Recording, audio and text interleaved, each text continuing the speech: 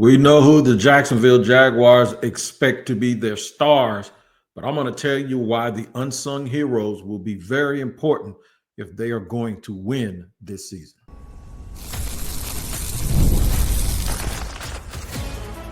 You are Locked On Jaguars, your daily Jacksonville Jaguars podcast. Part of the Locked On Podcast Network, your team every day. Love hearing that because it is your team every day here on Locked On Jaguars. We thank you for making us your first listen. I am Tony Wiggins, the host of this podcast, credentialed member of the local Jacksonville Jaguars media, and always gracious to try to keep you informed on what's going on with the team. And as we are a little bit over a week away from the regular season, there's a lot of stories to be told, questions that will be asked. We are here to guide you through that, to make you a little bit smarter so you know what to expect from your Jacksonville Jaguars this year.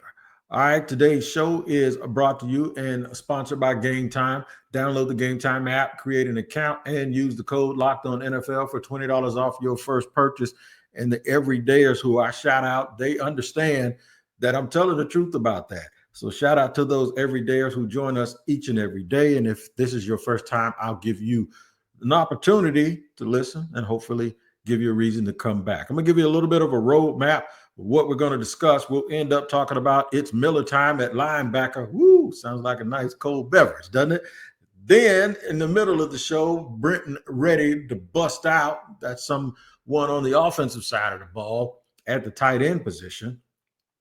And we're going to start by talking about the production from those unsung heroes. And both of those guys have an opportunity to be just that. So with that being said, let's get it on the roll. Let's move. Let's get it going, man. Every single team has to have guys that are willing to step up at some point during the season, during the game, whether it be for injury or whether it be because their number is just getting called because of something that everyone else is doing. Now, in the past, the Jaguars haven't had to worry much about those contributors because those contributors were, even though the responsibility that they had on paper wasn't really what the starters' responsibility was, there wasn't big variance, in my opinion, between the dudes that were leading the team and the dudes that were complementary players. An example, I keep hearing everybody talk about Christian Kirk. I'm not going to bash Christian Kirk. Christian Kirk was a good professional football player and ball catcher for the Jacksonville Jaguars. But Christian Kirk was your number one wide receiver, and he should have been your number 3 wide receiver. This is one of the gripes that people had when he got his contract. And I know he was unhealthy, and I know all that, but he also dropped some balls and didn't catch some balls because, look, he's 5'10" at best, and it just wasn't very good at catch radius passes. There were balls that he caught that he should have dropped that would have turned the Jaguars games around at times. So it's not about bashing him, but it is about saying your frontline players can't just be complementary pieces because you're going to get complementary results. So now the Jaguars seemingly have gotten a lot better at the very top. Brian Thomas Jr., we know, may be the best player on the team. Trevor Lawrence has improved, and he's going to be healthy, and we think the offensive line and the structure of the coaching staff is going to give him a reason to actually perform better. Trayvon Walker has already performed well, and he's going to do it even more so, I think, with Anthony Campanile as his defensive coordinator, and maybe start getting the recognition he deserves as a dude that has double-digit sacks in the last 2 seasons. The newcomers. I got to mention Josh Hines-Allen also. Josh Hines-Allen will have a chance to put seasons back to back and really, really be the dude that earns the money in the contract that he has. I think character-wise, he's there, and I think pressures-wise, he's there. He just doesn't get the credit that he deserves. Foyesade Oluokun has been one of the top tacklers in the National Football League over the last 4 seasons. I really believe the additions of Travis Hunter and how he's going to be used and his talent level also adds to those guys at the very, very top. I'm going to throw Jordan Lewis in there too because I think he is extremely important because of his leadership and because he never quits on plays and he plays through the whistle. I really like those guys. But when you start talking about who the best players are on the team and who are the people that they're going to depend on, those are the dudes that everybody mentions, right? And I think finally you can name 5 or 6 dudes that when they turn around, they come out of that tunnel and they head onto the field, that you can feel relatively good about your chances, because those 5 guys are pretty damn good and can measure up with a whole lot of people. Now, I know there's examples of teams that have 5 players in the top 100 and all of that stuff, but I'm just talking about not rankings or ratings, but how good of football players are. I'm going to use the example of the Kansas City Chiefs because they've been to 5 or 6 Super Bowls and they are in the AFC. How many games have you watched? We know who their guys are. It's Patrick Mahomes. It's a couple of interior offensive linemen. Of course, it's Chris Jones, who's a first ballot Hall of Famer with a bullet. All right.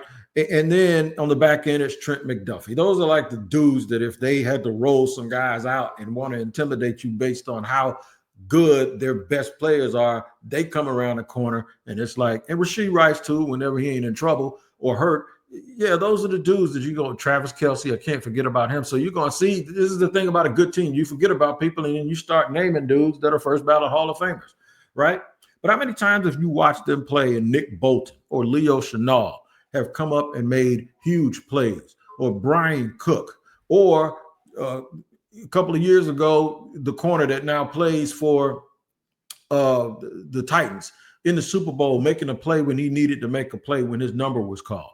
How many times has Isaiah Pacheco got on your nerves when he started running the ball all hard and he was setting the tone for that team? How many times when you think about Travis Kelce, you look up and number 84, Noah Gray, is catching a seam ball or catching a ball in the corner of the end zone and you're like, damn, him too? Yeah, see, that's what I'm talking about. Those are the guys that represent the people that I'm going to start mentioning here in segment 2 and 3. I wouldn't call them the others, but I would call them the unsung heroes. Now that we have identified and we have an expectation that the best players on the team will live up to that to a certain degree, we can't leave them out there to dry by themselves. We actually have to make sure that the others understand what their role is. So I've taken the liberty of naming 4 or 5 players, 4 players actually, and 1 group of guys. All right. The dudes I'm not going to talk about that's in this are the reserve wide receivers. That's anybody not named BTJ, Travis Hunter, or Dyami Brown. They went out and got some help. They already had some help in Parker Washington. The Jaguars then went out and made a trade with the Detroit Lions for wide receiver Tim Patrick, who really fits what they want, has his own little superpower and thing that makes him good, that the Jaguars have room for and had a need for: blocking, catch radius, all of those things. To prove my point, I think at this stage of his career, Parker Washington and Tim Patrick of their respective careers are just as good as Marvin Jones Jr. and Zay Jones were when they were here. So we're talking about the 4th and 5th receiver being just as good or better than the 2nd or 3rd receiver at the time that they played versus where those guys are right now. That's called an upgrade, right? It is. That's what it's called. The other player that I'm not going to talk too much about, the other 2 guys, are Antonio Johnson at safety, who I believe he pushed some people off the roster. And there were people that wrote that kid off for dead, and he stepped up and made this team. And he looks like he has a little bit of a future. When I started seeing him in promo videos in the offseason. I said, no, they like Antonio Johnson. The other one is Devon Hamilton. Devon Hamilton, he actually needs to step up. I just absolutely think they didn't address the interior, the defensive line, until they got in a training camp. And the 2 dudes they got rid of were the 3 guys that they moved on past. They weren't him. They think he's going to start and really, really help this team.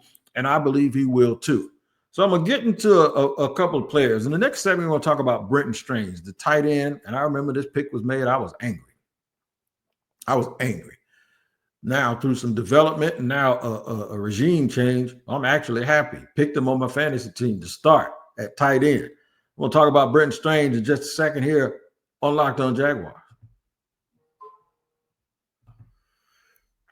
First and foremost, I have a little listener survey for you. We have an important request. Locked On wants to hear from you. We put together a survey as a team to learn more about our listeners, and we want your favorite podcast even better. We want to make them better. This is your chance to tell us what you like, what you don't, and answer questions about our advertising. Go to Locked On Podcast with an S.com/survey to get started. Everyone who completes the survey will be entered for a chance to win one of 10 $100 Amazon gift cards. Again, that's lockedonpodcast.com/survey. You can also find the link in the show notes. Thanks for helping us out. And today's show is brought to you and sponsored by Prize Picks. That is right.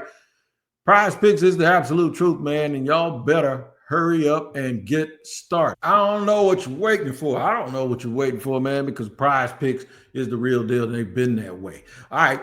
It's a daily fantasy platform that lets you turn your football predictions into real rewards. Preseason is already over with, and college football, it's right on the doorstep. Now you get these max discounts, and this is whether you got your eye on big name quarterbacks or breakout running backs. Prize Picks makes it easy to get in the game. Now, one max discount that's going on is Dak Prescott for Thursday on September 4th against the Eagles, that he'll throw more than a half a touchdown, or no, half a yards passing. Unless he limps out of the game after a handoff on the first play, you know he's going to throw for more than half a yard. And they're giving it to you. Download the Prize Pick app today and use the code LOCKEDONNFL to get $50 in lineups after you play your first $5 lineup. The code is LOCKEDONNFL to get $50 in lineups after your first $5 play. Prize Picks, run your game.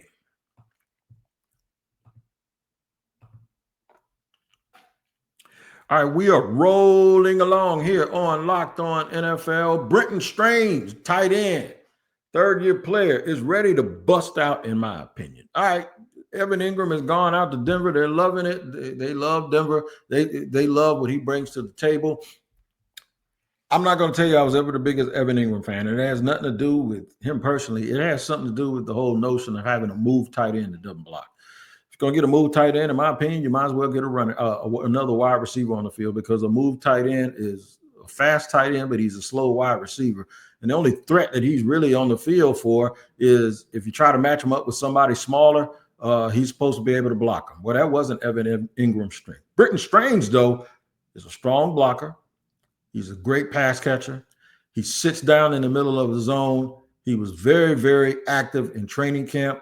He will be used heavily, in my opinion, as a guy who can get first downs and move the chains for Trevor Lawrence.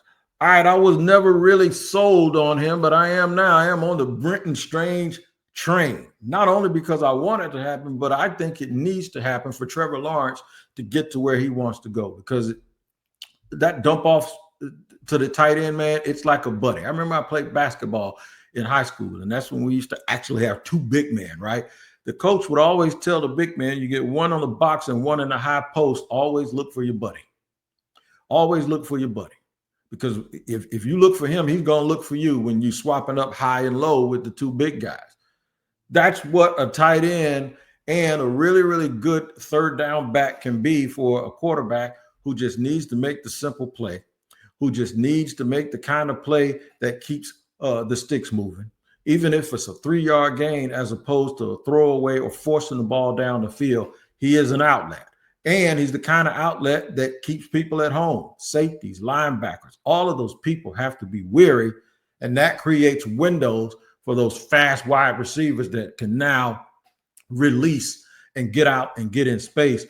And really, it causes a lot of stress for a defense to have to worry about a dude that can catch those balls, and then just when you think he's going to catch, you don't have a tell because he's not that quote-unquote move tight end, and it's a running play, and instead of him going out, he turns into a miniature offensive lineman and bowls over a dude that's 200 pounds or 190 pounds, and that has a cumulative effect on the game plan. It has a cumulative effect on the mental and physical psyche of your opponent, and I believe it's going to have a positive effect on Trevor Lawrence, because I expect Brenton Strange to have a really good season. Now, mind you, I told you, full transparency, I was absolutely against this when it happened. when Trent Baalke made this pick, I was like, why did he do that? And there's still some question as to why he did it, because guys like Tucker Kraft were chosen later, and Tucker Kraft's a very good player up in Green Bay. So this is not necessarily about pointing the finger because the value wasn't correct, but it is about timing and team building. And they basically drafted Brenton Strange in the second round at the same time that they extended Evan Ingram. And this is why I said it didn't make a whole lot of sense. It seems like they did a lot of that in the old days, and then didn't really use him the way you wanted him to be used until everybody got hurt. And I think last year when they had to play him and they had to go to him, he put up some big numbers and showed some promise because they finally gave him catches and an opportunity to play. So Brenton Strange is one of those dudes that's an unsung hero, because it'll be strange getting production from a dude that isn't one of your top tier players. But every team that wins absolutely does that. And I think the Jaguars won't be any different with Brenton Strange. Imagine now if he plays well. I know there's people out there going like, well, if he plays well, bro, how can he play well like that? And how can he play well like that and still everybody else gets their numbers? ETN and the backs and BTJ and Diami Brown and of course Travis Hunter. How do we distribute the ball so that everybody gets the numbers that they're supposed to get for this to be a success? I don't think it's every week. I think you're going to get week by week. You're going to get a hero this week, and that guy's not going to be it because the teams are going to adjust. But these are the good problems that you have. Like the Chiefs, when they had Tyreek Hill and all of these people, hey, we'll kill you however you want to, whatever kind of death you want to die. That's how we'll do it. And that's what I love about this new system that provides answers pre-snap, and it has guys that are good enough that, okay, if y'all want to cover that, we'll go over here. You got to pick your poison with the Jaguars. And that's why I think Brenton Strange will be super, super important for the Jacksonville Jaguars this year. All right, man. It's Miller time. And I'm not talking about it's too early for y'all to be going to get cold beverages. I'm talking about Ventrell Miller. I think that little linebacker is going to be one of the guys that steps up big this year. And I'll tell you why in just a second here on Locked On Jaguars.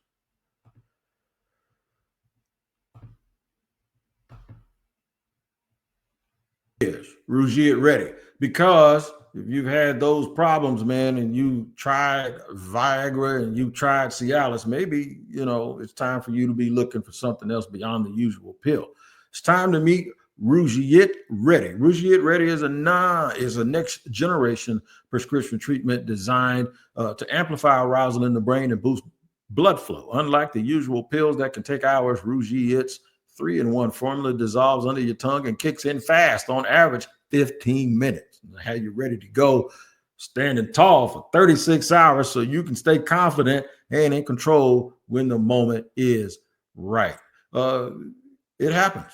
And sometimes you need other options. And over 150,000 men have already made the switch. And you can do the same thing if you head to Rougiet.com/LockedOnNFL and use the code LockedOnNFL to get 15% off today. That's RUGIET.com/LockedOnNFL and use the promo code LockedOnNFL for 15% off.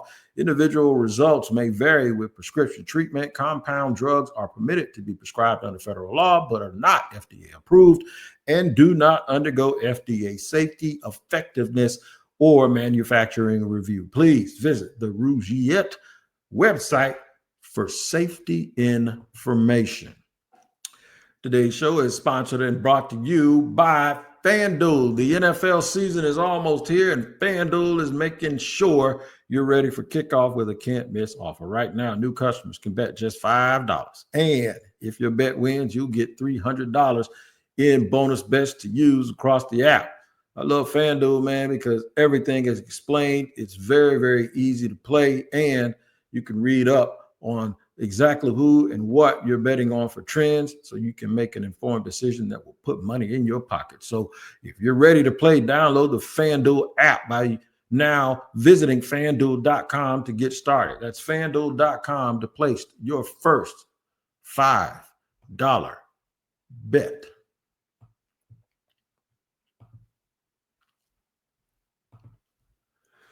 All right, moving along here. Third and final segment on Locked On Jaguars. Make sure y'all check out the newsletter that is at lockedonpodcast.com/newsletter for a lot of really, really good information, really good reading material, especially if you're on a plane. You get stuff. They work really, really hard on this on our network, and it gives out the greatest information. Make sure you tap in wherever you get your podcast. All right, Ventrell Miller. It's Miller time. Not time to have a beverage, but a time to talk about a linebacker that has paid his dues and is now in his third year. He was injury prone when he came out of the University of Florida, but everybody said he can play, man. He plays in an old school way, kind of like Telvin Smith, kind of like Sam Mills, where size doesn't matter to him. He is a bumper thumper who diagnoses plays really, really fast and isn't afraid to stick his nose in. And now they're going to run a defense that I believe fits him to a T. He's still here. Chad Muma isn't, and Chad Muma was ahead of him on some depth charts. In fact, I think he's going to start next to Foyesade Oluokun. And I believe if they have two linebackers and they run that 4-2-5, he's going to start. I don't think you're going to see Devin Lloyd start unless they're in a classic 4-3 and Devin Lloyd is going to line up at the Sam spot. If they don't have a Sam and if they go with the nickel from the very beginning, Ventrell Miller, I believe, is going to be on the field. And that's because he plays with so much speed and anticipation. He diagnoses things. Now, some people that wonder about him in coverage, but I think he's going to be able to play fine in coverage because, like I said, the navigation system and the football IQ is very, very high. So he's not the biggest dude in the world. He goes about 6 feet, maybe 6 feet and a half, 6'1", 230 pounds. But he brings the physicality in. And you notice now, these are the type of players that Trent Baalke let go. Quincy Williams. Quincy Williams is like a Pro Bowl, maybe even an all-pro, one of the fastest tacklers in the league. He's a little banged up last year, but he was very, very valuable to the Jets. But they didn't want him here. They just got rid of him.